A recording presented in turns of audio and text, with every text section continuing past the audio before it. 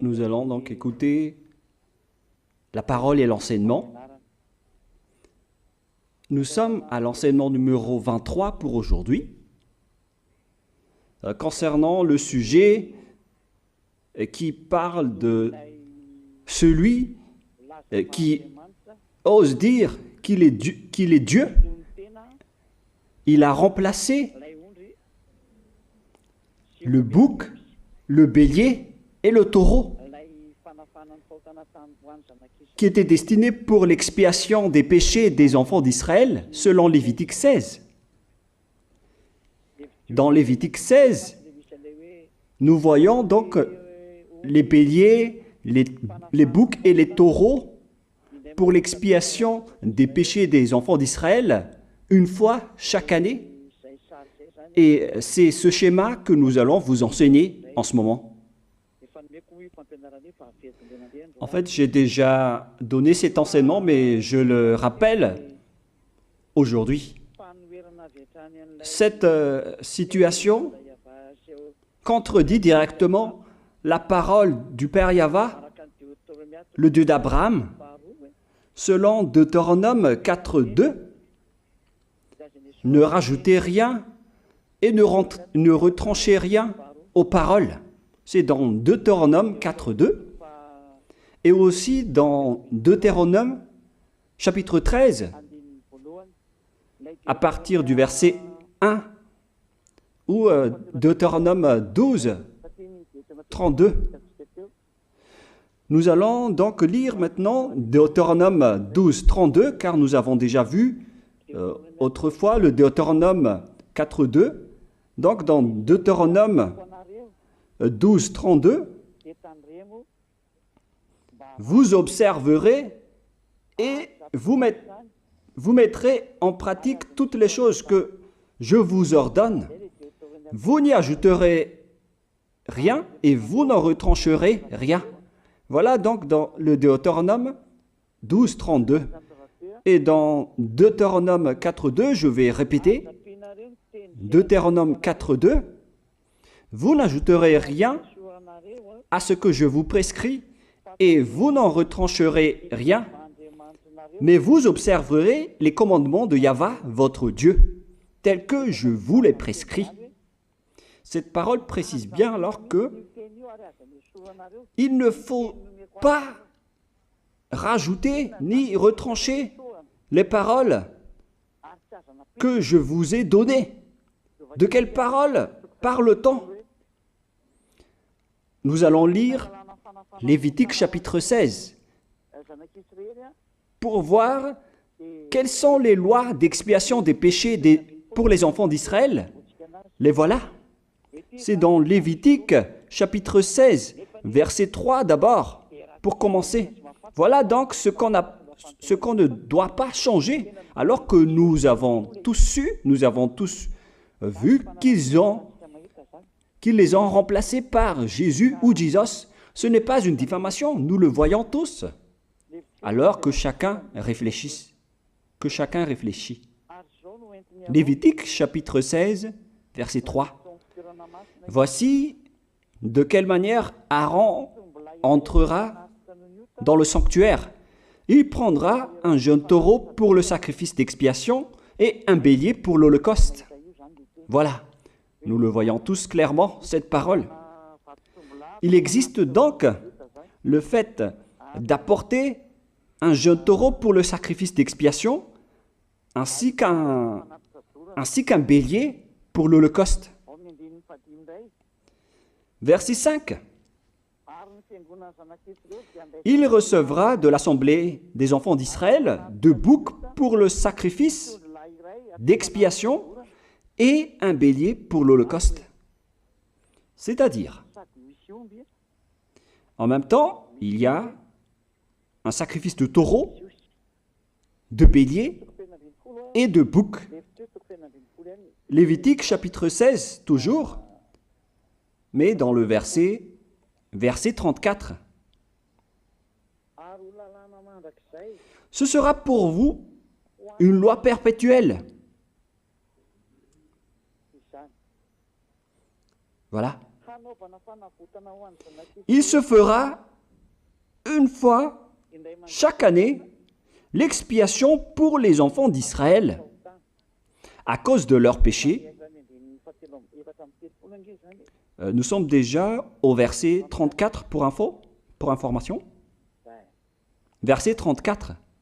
Voilà. Ce sera pour vous une loi perpétuelle. Quelle est cette loi perpétuelle?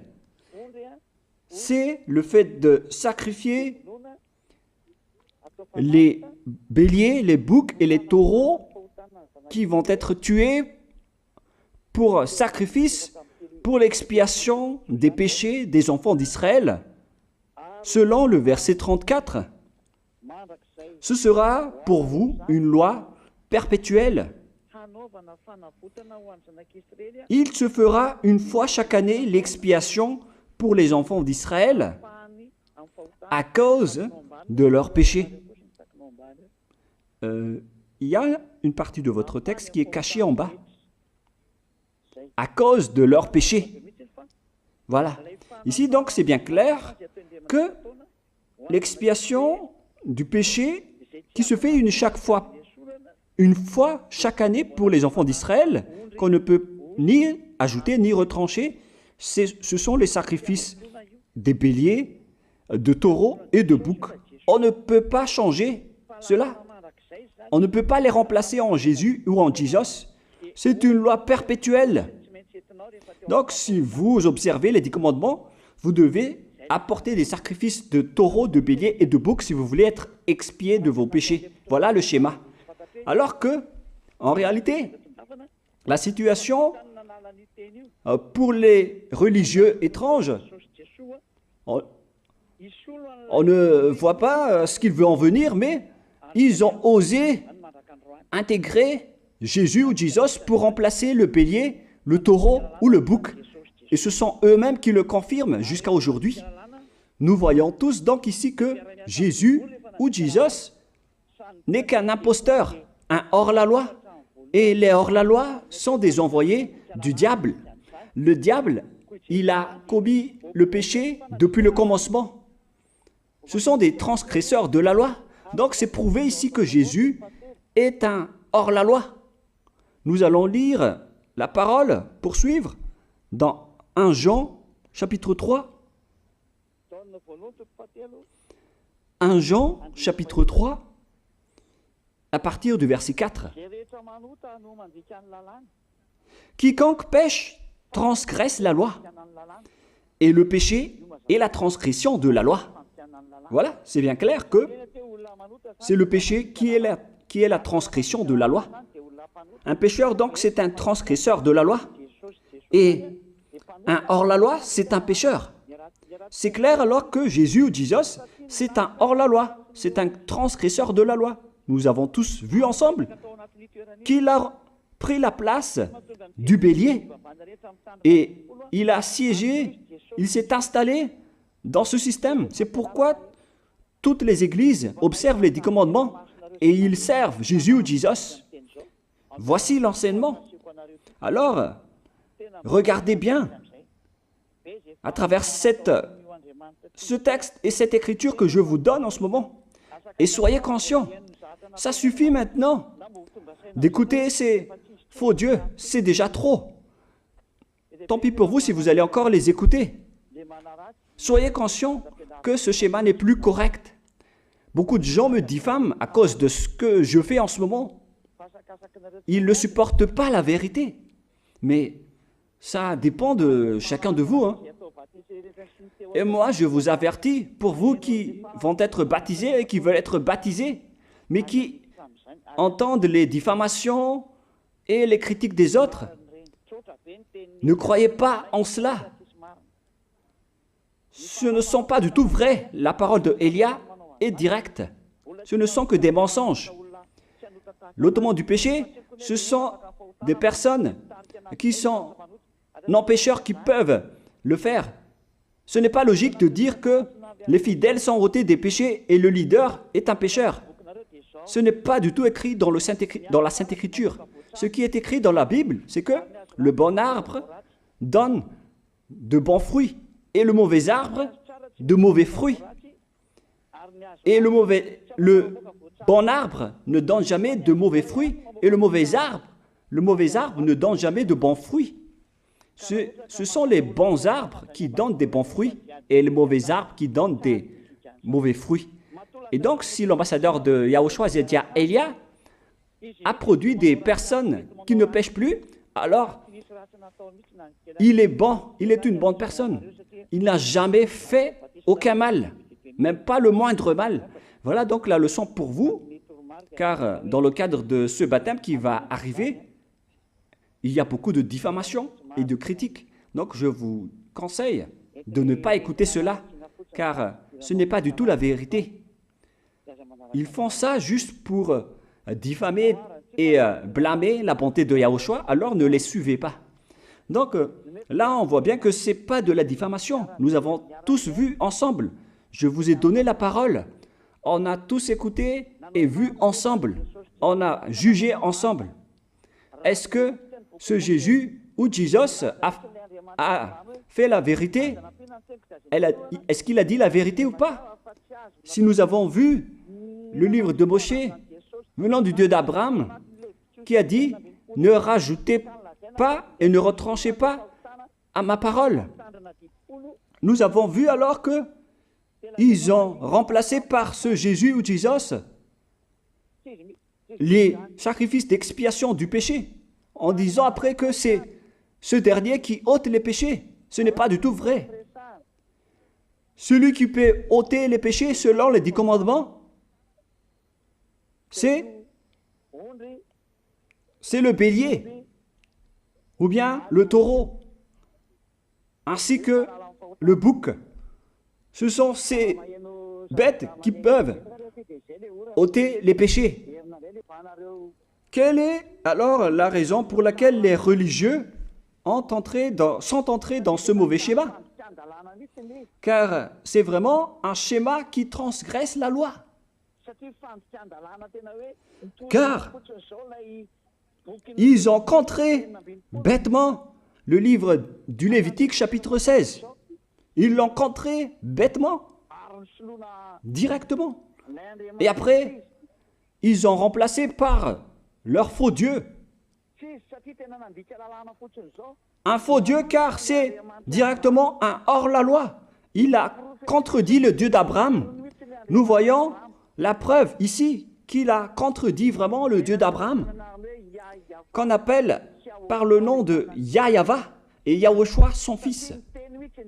Car ce Dieu d'Abraham, il a bien dit qu'il ne faut ni ajouter ni retrancher à ses paroles. Il faut les observer car ce sont les commandements de Yahva, ton Dieu. Et ces lois qu'on ne doit pas rajouter ni retrancher veut dire qu'il ne faut pas toucher au Lévitique chapitre 16, car c'est ce livre qui ôte les péchés. Alors que nous voyons tous que personne ne le pratique plus. Si les 10 commandements, si les prêtres et les pasteurs pratiquent bien les 10 commandements, alors ils doivent faire le sacrifice de bélier et de taureau et de bouc pour l'expiation de leurs péchés. Alors que nous voyons tous que personne ne le fait plus. Alors qu'en même temps, ils observent les 10 commandements. C'est donc de la transgression de la loi. Et en plus, ils ont enlevé le Lévitique 16 en le remplaçant par Jésus ou Jesus. C'est-à-dire qu'ils ont contredit la parole du vrai Dieu, le Dieu d'Abraham. Et est-ce que vous allez encore oser contredire cette vérité? Est-ce que vous allez encore dire que vous êtes dans la vérité, que vous êtes dans la justice? Mais qu'est-ce que vous cherchez? Vous cherchez à prier et à servir le Dieu d'Abraham. Si vous voulez servir le Dieu d'Abraham, vous n'allez pas enlever le Lévitique 16, vous allez restaurer le Lévitique 16. Mais est-ce que vous allez encore oser le faire? Est-ce que vous pouvez encore le faire? La réponse, non. Vous ne pouvez plus le faire. Alors que il s'agit de l'expiation de vos péchés. Et dans ce cas-là, c'est obligatoire de le faire. J'ai expliqué l'essentiel jusque-là et après je vais vous donner la raison pour laquelle ils ont fait cette grande folie en intégrant dans le Lévitique 16, à la place du Lévitique 16, leur faux Dieu. C'est vraiment de la transgression de la loi. Vous n'avez pas servi le Dieu d'Abraham. Il n'aurait pas dû faire ça jusqu'à la fin, car il a dit qu'il ne faut pas ajouter ni retrancher à ses paroles, alors que vous avez osé le contredire et les changer. Nous allons donc voir maintenant dans Psaume chapitre 40, quelle est la raison pour laquelle les prêtres et les religieux ont arrêté le Lévitique 16 en le remplaçant par Jésus ou Jesus pour remplacer les boucs, le bélier et les taureaux. Et je vais vous expliquer la raison. Et eux, ils ne peuvent pas le nier car ils l'ont fait. Et si, par exemple, ils ne connaissent pas, alors il ne faut plus faire du n'importe quoi. Il faut que vous soyez enseigné par Élia, si vous voulez encore sauver votre esprit. Mais si vous ne voulez pas, alors tant pis pour vous et assumez les conséquences. Psaume chapitre 40, versets 6 à 8. Psaume 40, versets 6 à 8. Voilà donc le dégât qu'ils ont subi. Tu ne désires ni sacrifice ni offrande. Tu m'as ouvert les oreilles.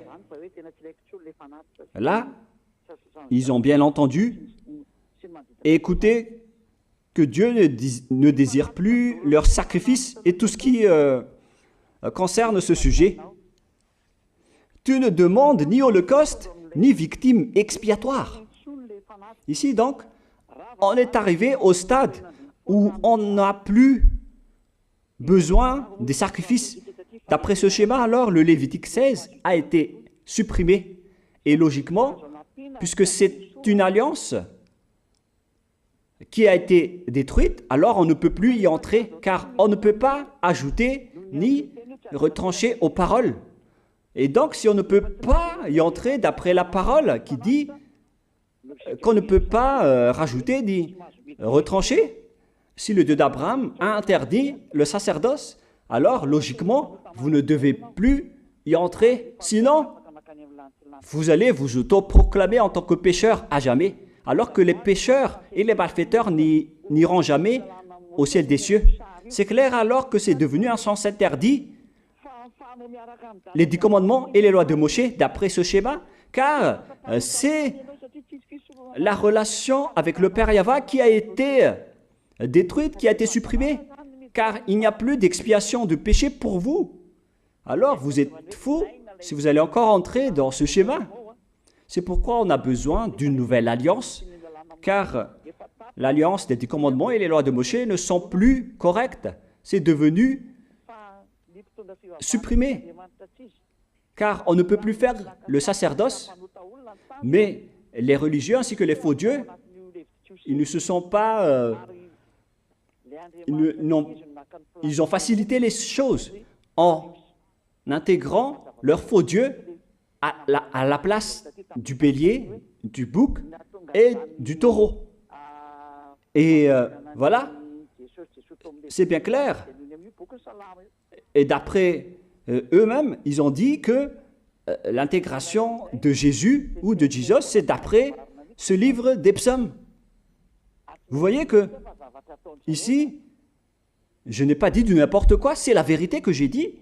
Je n'ai pas incriminé qui que ce soit. C'est vraiment la réalité et la vérité. Alors, ici, on prouve bien que ça a été supprimé, ce n'est plus autorisé.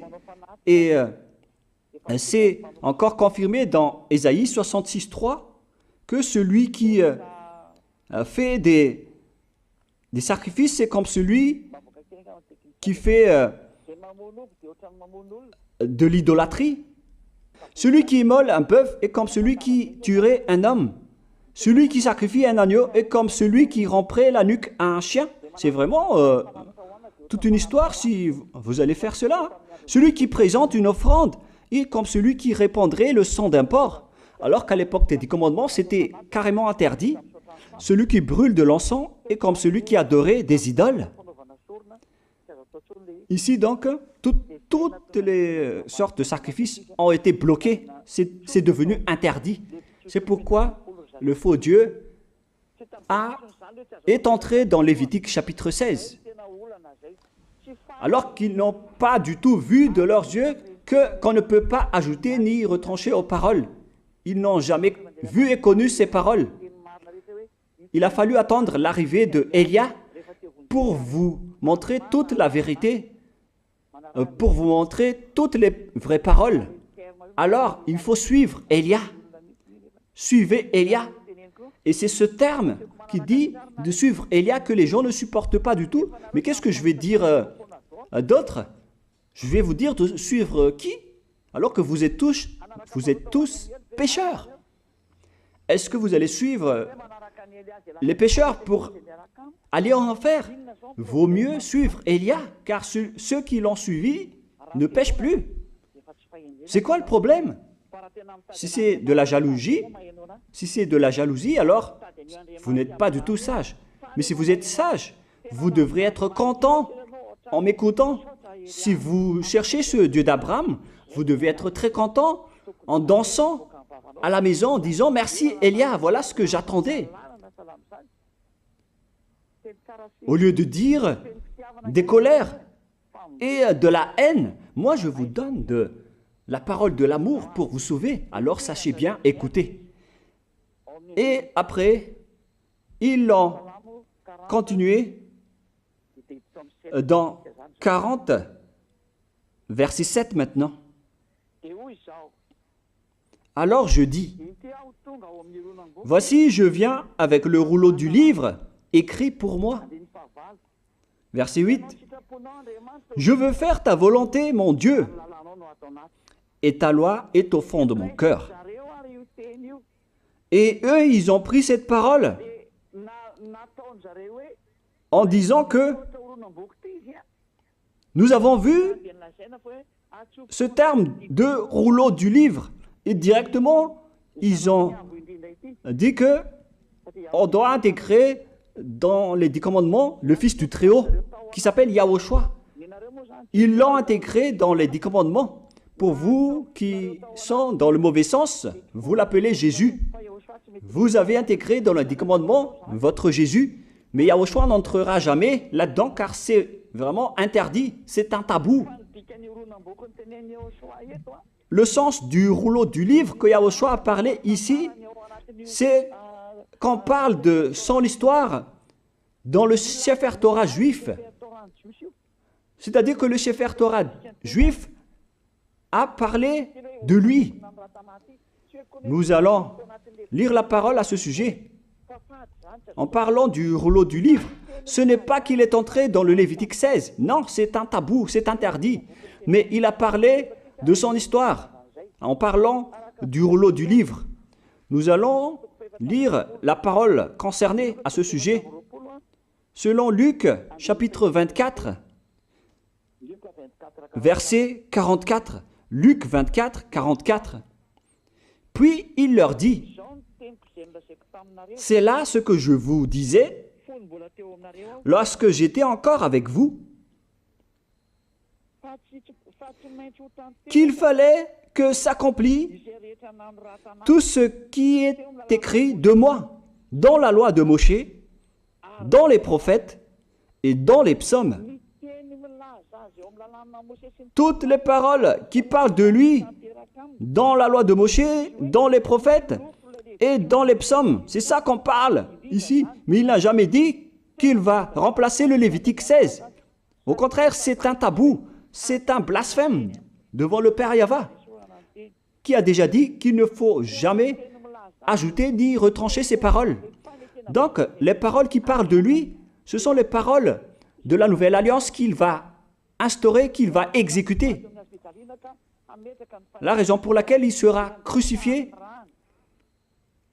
c'est qu'il va instaurer la nouvelle alliance en versant son sang. Voilà de 1. Maintenant, nous allons lire le livre de Jean 5,46. Jean 5, 46.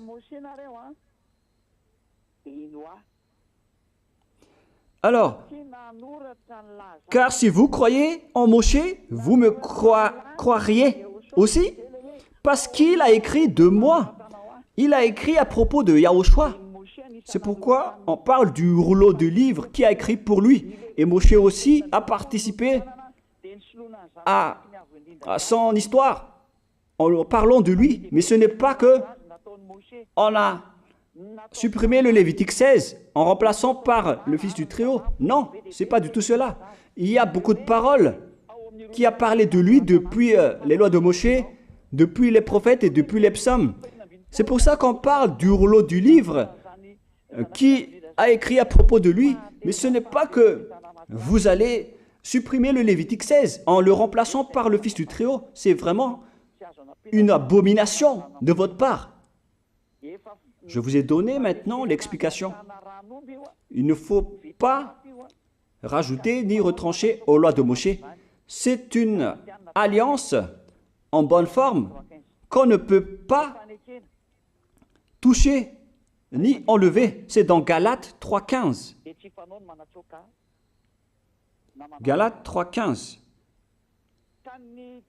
Une disposition en bonne forme ne doit pas être changée ou transformée.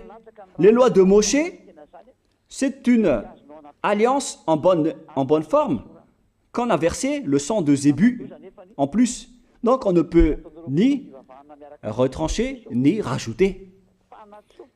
Le pire alors, c'est que vous qui êtes les fidèles de Jésus, vous l'avez intégré dans les lois de Moshe en remplaçant le Lévitique 16.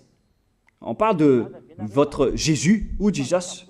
Je vous pose la question, est-ce que vous oserez dire que vous n'êtes pas pécheur à ce sujet? Car c'est vraiment de la transgression de la loi de la part de votre faux Dieu. Donc s'il est pécheur, alors logiquement vous êtes aussi pécheur. Et vous-même, vous avez dit que vous êtes pécheur. Voilà ce que vous avez fait. Et vous n'allez jamais être épargné.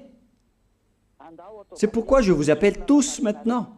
Soyez baptisés et sauvez votre chemin, c'est-à-dire votre esprit. Sauvez votre esprit car il ira en enfer si vous ne le sauvez pas. Pour vous qui serez baptisés bientôt, l'explication est claire. Alors prenez une décision maintenant. N'écoutez jamais les diffamations qui sont faites par les diables. Ce sont eux qui vous empêchent d'aller vers la vérité. Ne soyez plus des poubelles dans votre conscience. N'acceptez plus cela. Il faut écouter l'envoyé du ciel des cieux, c'est-à-dire moi. Voilà l'explication. Vous avez fait du n'importe quoi avec votre faux Dieu. C'est votre faux Dieu qui a péché au commencement. Et logiquement, donc, vous avez tous aussi transgressé la loi avec lui. Et maintenant, vous êtes tous dans le péché. Et vous vous abritez dans la parole qui dit Dieu n'est pas venu pour appeler les justes, mais les pécheurs, pour se repentir. Le problème, c'est que c'est votre Dieu qui est vraiment un pécheur. Voilà le schéma qui prouve qu'il est pécheur. Donc, je vous souhaite à tous d'être bénis par Yahushua. Prions ensemble. Merci infiniment, Père Yahva, pour cette parole. Une parole qui conscientise les gens pour se retourner vers toi et pour faire rester fermes tous les enfants du Très-Haut, les personnes que tu as déjà choisies, pour qu'ils restent bien fermes dans le service, et pour ceux qui sont encore à l'extérieur, qu'ils courent vers Elia, car Elia et toi, Yahushua, vous êtes uniques. Merci infiniment, Père Yahva. Merci infiniment, Yahushua. Sauve les gens pour qu'ils soient intégrés au ciel des cieux, pour que les gens écoutent la parole, Père Yahva, Yahushua, toutes les paroles que j'ai montrées. Confirme toutes mes paroles, Yahushua et Père Yahva, pour la gloire de vos noms si saints. Merci pour ta bonté et pour ta grâce. Au nom de toi, Yahushua, je fais toutes ces prières. Alléluia, Amen. Donc, je vous souhaite à tous d'être bénis par Yahushua et à demain. Au revoir.